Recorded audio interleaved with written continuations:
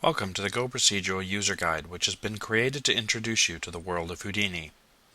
Houdini is a node-based 3D animation and visual effects software app used by top studios around the world to create award-winning computer graphics. With this guide, you have access to PDF documents and video lessons which are designed to get you up and running with Houdini as fast as possible. Houdini is the creation of SideFX Software, a company that's been developing software since 3D computer graphics first played a role in the entertainment industry. SideFX has twice been honored by the Academy of Motion Pictures and Sciences and has a rich history of building tools for artists and production. In fact, a passion for production drives a lot of what SideFX does and how it approaches the creation of Houdini. Houdini is available for Mac OS X, Linux, and Windows, and a Learning Edition can be downloaded for free from our website. This free software is available through the Houdini Apprentice Program, which makes all of Houdini's features and capabilities available to students and artists working on personal projects and learning. Check out www.sidefx.com/apprentice to download the software, which you can use to complete these user guide lessons. The theme of this user guide is Go Procedural, which references Houdini's node-based workflow, where each step you take is recorded into nodes, which are then wired together to define the flow of information in your scene. This approach lets you explore, create, and refine like never before, and enhances how you work creatively. You can explore in Houdini by building prototypes of your ideas using simple geometry to get started, then add more realistic models once you are ready. By going procedural, you can create animation and visual effects quickly and easily, with the knowledge that you can come back and refine at any time to achieve the highest quality results. Houdini's approach lets you manage complexity and scale up as needed. You can revise deep into production and respond to director feedback at any time. In fact, this directability is one of the key advantages of going procedural with Houdini, and one of the main reasons it is used by top studios to create feature film blockbusters. And all the benefits do not stop when you are finished with a project. Houdini's nodes and networks can be encapsulated into custom tools which can be shared with colleagues and reused in future projects. A tornado used in today's project might become several tornadoes in tomorrow's favorite flick. In the user guide, time is also taken to explore the different Houdini products and how they fit into the production pipeline. While Houdini is best known for creating VFX and fits well into pipelines using other apps for modeling, animation, and lighting, Houdini has tools in all areas of the pipeline, and more customers are seeing the benefits of going procedural for lighting, character work, and more. As you can see here, Houdini Master, our flagship product, is needed for particle and dynamic work, although it is capable of doing everything on this diagram. A large part of the pipeline can be accomplished using Houdini Escape, which offers great tools for building, lighting, and animating your work. Now, before you get to your first lesson, let's take a quick look at Houdini's workspace. Houdini offers a familiar user interface experience for CG artists, which includes a variety of tools which work interactively in a 3D space. Here at the top of the workspace, you can see the tool shelf, which includes all the tools you'll be using in your scene. You've got a tool bar down the side and various panes, which we'll learn about in a minute. Let's actually create something. So we're going to go to one of these shelves, go to the character auto rig shelf, click the toon character, and bring it down into the scene. Now, anytime you use a tool, you get some sort of interaction in the 3D view, whether you have to select something or place something. We can either place it by clicking or press the Enter key to put that right at the origin. Now, once that's been created, you'll notice that the object is in the 3D space. It's got a node here in the network, and its parameters are here. Like for instance, display skin, or turn that on and off. And what we'll do is we'll take a look at some of these things in a minute. First, we should take a look at one of the most fundamental things in 3D is your view tools. And as you can see, we're starting off with the view tool active. So we can left click to tumble around, middle click to track around, and we can zoom in and out using so that's not a zoom, that's a dolly with the right mouse button. If we want to see the home view, we press the H key. If we want to see the selected object, we press G, and A would show us all the objects, which in this case is the same as the selected object. So we can tumble around and take a look at that. Now, if I was to press the select tool because I want to start working on this character, and maybe start rotating that around by tumbling around like this, you'll notice that how do I do my view tools now, viewing now? Now, instead of going back to this tool every time, I can evoke that temporarily using the spacebar key.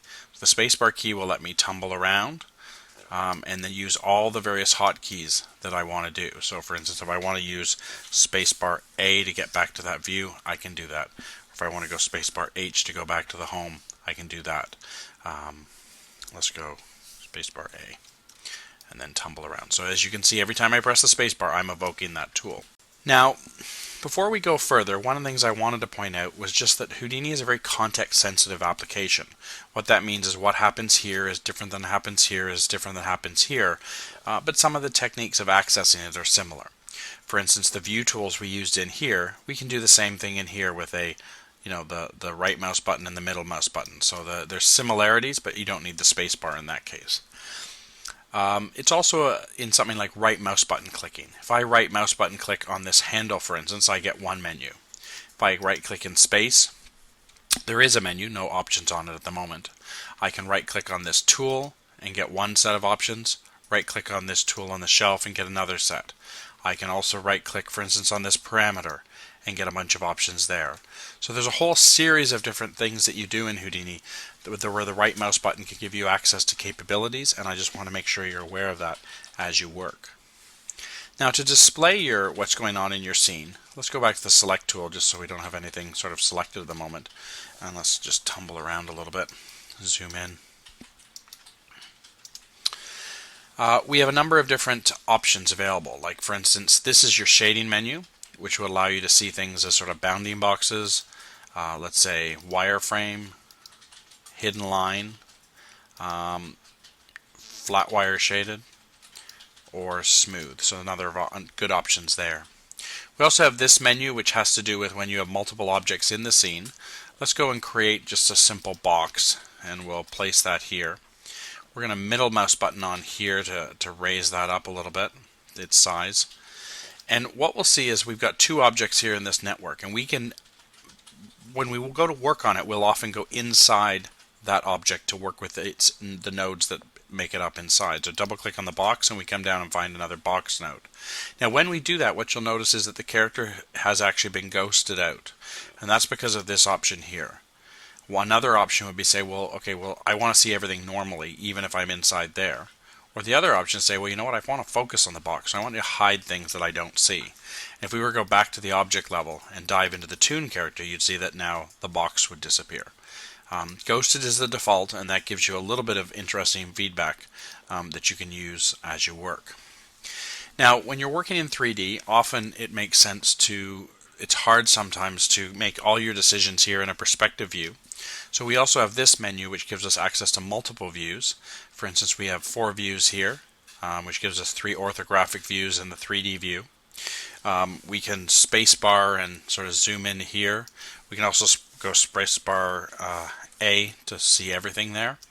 Also, if we want these 3 views to have about the same size for evaluation purposes, we can link them. And now those 3 views actually maintain a relationship. So zooming in one or tracking around in one would affect what's going on in the others. So that's quite useful. You can also, instead of that, you can say, let's do 4 views like this. So you get a bigger perspective view. And then you can zoom in on that and really evaluate things there. Now, if you're in this view and you want to focus on one of the views, you can just go over and go spacebar B, and that will bring up that view. Spacebar B will push it back, or spacebar B would bring that forward and push it back. So you've got the ability to work in a 4-view system like this, but very quickly get access to one of the single views. So that's a good thing to remember. Down the side here we have the display menu, which has a number of things for lighting, which we don't have any lights right now, but if I want to see the points on my objects, or if I want to see the normals on my objects, I can also go in and say, you know what, I don't want to see the null objects, or maybe I do. Maybe I don't want to see the geometry. So you've got those options there. Now generally these affect everything in there. But if I wanted to, that's because this is saying do it with all the views. If I unclick that and I click there, you'll see it's only working with the active view, which is the one with the yellow highlight up there. So that's just important to remember there. You also have your display options here, which gives you a number of other things that you can turn on and off, and other different display options, things like background images, and also OpenGL effects like high quality shading and ambient occlusion, and so on. So it just gives you some interesting options to work with. Now, the organization of a workspace is built around the concept of a pane. So beyond the tools on the side and the top, you have your panes like this scene view pane, you have this parameter pane, and you have this is your network pane. You also have pane tabs. You can have other things like channel editors or render views, or material palettes. And all of these different panes can be overlaid so you have quick access to a number of different capabilities within Houdini. You can change the content of a pane by right-clicking on it and picking something different, or you can add a new one by clicking on this and saying make new pane tab. So there's a number of options for working with panes. Also, this little arrow gives you a number of things like tearing off a pane, splitting a pane if you want to split this into two pieces there. So you've got a number of different options. The dividers between these can also give you some control. You can use that to resize. You can also use the little grab bar there. If you click on that, it actually flips what's contents of one side with the other. And these little guys here actually collapse it up. Let's collapse that over so I can focus on that and then bring that back and bring that back. So you can actually very quickly reconfigure your view as you're working. Houdini also has different desktop layouts. For instance, you can have a animate desktop, which has certain specific tools that work well with animation. There's also one for sort of a technical one, and the default is to use the build one, which really focuses on these three main sections there. Now, there's other ways of customizing how your workspace looks, and one of those is to change colors. So we're just going to look at our color settings, and you can say, let's make Houdini dark. So that's another theme that you can do, or you can go with sort of a neutral gray, or we're going to use primarily the light one here, but you certainly have those options as you work. You can also, in your display options for this here, in your background, say that you want the background to be more black than light. So you've got that option as well. So I hope this gives you a quick tour of the user interface that you have, and will help you get started with Houdini. With Houdini's node-based workflow at the heart of its procedural approach, the ability to work with these nodes and networks becomes very important to using it effectively.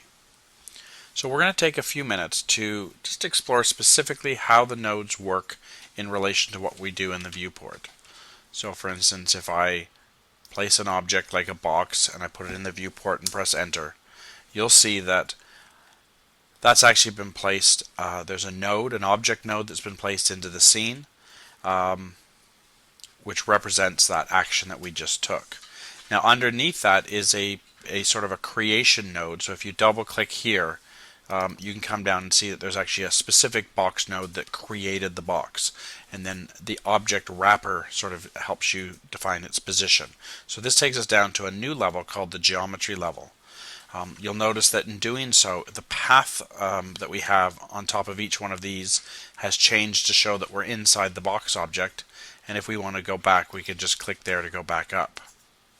So the transformation of that object are here, and down below are the things that define the shape of the object, and you can do other things to that. So for instance, we can go with our selection mode, we can go to select the faces, and we could go polygon, poly extrude, and in doing that, we've gone down the geometry level and added a node. If we press A to select all of that, and we were to, let's say subdivide, let's put a depth of 2 on that, you'll see that now we've added another node. So we've got a whole bunch of different nodes that have been generated specifically in relation to that. Now if we go back to the object level, we could also create, let's say, a grid. Let's put 4 and 4 and make it 20 and 20. So what we can do is we can use a tool like, let's say, copy to points. So this is the geometry to copy, and this is where it's going to go. So now we've created that. Now if we go into the network and go spacebar A, what we see is we've got all of these nodes sitting there. So now we've got a copy node being fed by a grid, which defines the sort of shape of things there, and you've got the everything sort of being copied onto there nice and neatly. So that just gives you an idea of what you can do. And of course the nodes allow you to go through the history of that object. For instance, we can go back to the original box and we can size that down if we want to get a slightly different shape. Or we can go to the poly extrude and we can say, well, let's have a little bit less poly extrude. So you've got a whole bunch of options in terms of what you can do down there with those nodes. Now, within the network itself, you've got various tools here. You've got this tool which brings up a gallery of nodes in case you want to bring one over. Let's bring in a scatter. Oops, spelled that wrong. And what you find is under manipulate, under particle, we can drag that over. Now currently that's not doing anything, but it's got a lot of points. So let's go in and let's assume we got 50 points, and we're going to drag that and place that onto that node. So now, instead of being copied directly to the points of the grid, we've now got a sort of a random set of points that we can do there, and you can do random seed if you want to say where these are going to be. So you've been able to add a node here using that tool there. You can also show a list view, which allows you to control the objects more in a list. You've also got a sort of, as you zoom in and you're working with nodes, it can sort of give you a sense of what's going on there. You can also color nodes, so if you want to really highlight the subdivide node, you can do that as well. Houdini, we can also, if we want to make this big while we work, you can also do things like, for instance, these three nodes, let's say, are very important, so we're going to put a what's called a network box on them. This allows them to be collapsed into a single node or up and moved around as a group. You can also make that bigger, and if you really wanted to, let's say, well, I really want that node to be on there, you could add that in as well, and now it's moving around with it. You can also put sticky notes in. These are specifically notes to tell people, this network makes copies, and help other people understand how your networks work. Because one of the things that's nice about networks in Houdini is that as I've done my work and I pass it on to someone else, if they can learn to read my networks, they can understand my thought process and can actually recreate that or do it themselves. So that's a very important sort of option there. Now within Houdini, you basically got the node itself, you've got these connectors that go between them, and then you've got these flags, and we're going to have to go back to here to sort of get a sense of what those actually mean. So for instance, in this scene here, I am seeing that there because it's the display flag. If I wanted to go back and look at the box, I could say, show me the box. I could say, show me the poly extrude, or show me the subdivide. Now, if I select a node that's not there, you'll notice I get a wireframe of that. That's because that's actually the geometry I'm working with, and later you'll learn how that works. But in essence, you have a highlighted nodes, you have display nodes, you can also do template nodes. So for instance, I could template that grid, and you'll see, well, let's get rid of that grid, you'll see that that grid is still sort of floating around there, and I can use that for reference. I can also set the display flag back there, and I still have that sort of grid as a reference. Now, as I'm working around with different networks, these arrows will allow me to go backwards and forwards into there. I also have that with this here. So if I've selected different nodes, I can actually go back. Well, that doesn't deal with my selections. That goes back to different paths because this is all tied to the network that you're working with there.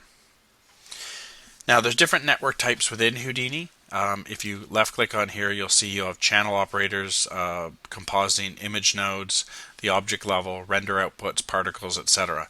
And every time you go to a different one of them, like for instance shaders, you'll see that that's highlighted there. If we go back to the object level, it says scene. If I dive in, it says geometry. So you get some feedback there as to what network you're in.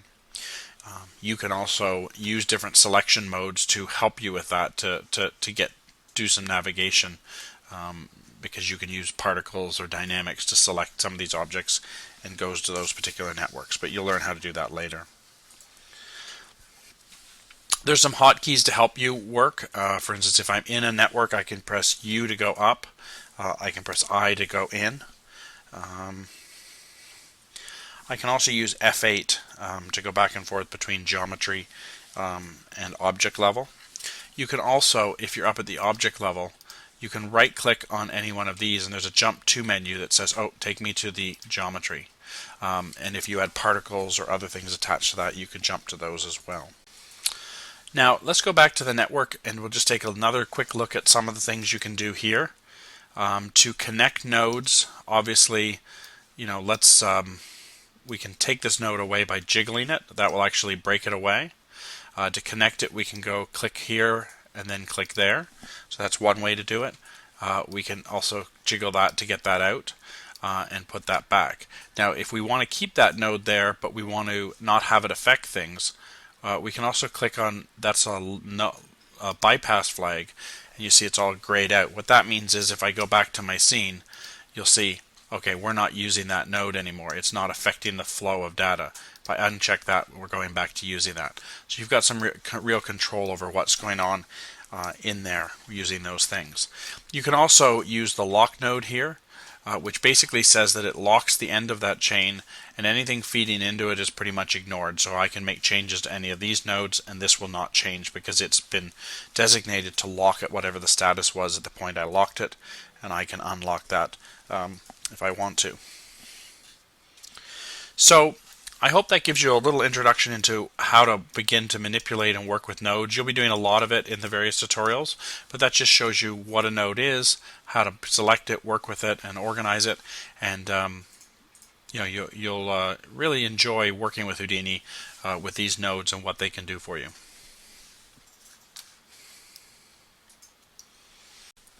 Interacting with 3D scenes involves a selection and manipulation of many different elements. You should therefore become familiar with how Houdini selection and transform tools work. Here we're going to take some simple examples and explore different ways of selecting geometry, particles, and different nodes and networks that you're working with. So let's first take a look at the select tool. It's this here. You can press the S key to get that. You can, at beginning, when you're at the object level, the select tool will let you select multiple objects. You can grab them, press the shift key to select, and that sort of works sort of as one would expect. For transformation tools, you have the ability to translate, to move an object, to rotate that object, and you also have a scale tool, which at the object level sometimes can get you into trouble, so it's one of those things you should use very carefully. You also have the handle tool, and the handle tool specifically gives you that node's set of parameters. So in this case, you get both rotate and translate. And, later, you'll learn how the handle tool does more for you, depending on what you do. Now, from a selection point of view, you also have your selection modes. So, like for instance, I can go down to the geometry level, where I'm now selecting the faces of that object. My other objects are sort of ghosted over here. I can also double click to get over to this object if I want to select, for instance, that top face there. Now let's go in and let's poly extrude just to add a few little pieces here. Press Q to add more. What you see is that just like we talked about, the handle tool now comes into being because it actually represents the specific handle for these nodes. So there's a handle for that node, there's a handle for that node. If I was in, for instance, the select tool, I could click on these nodes and I could change their parameters, but I wouldn't get their handle. I must be in the handle tool to get access to that.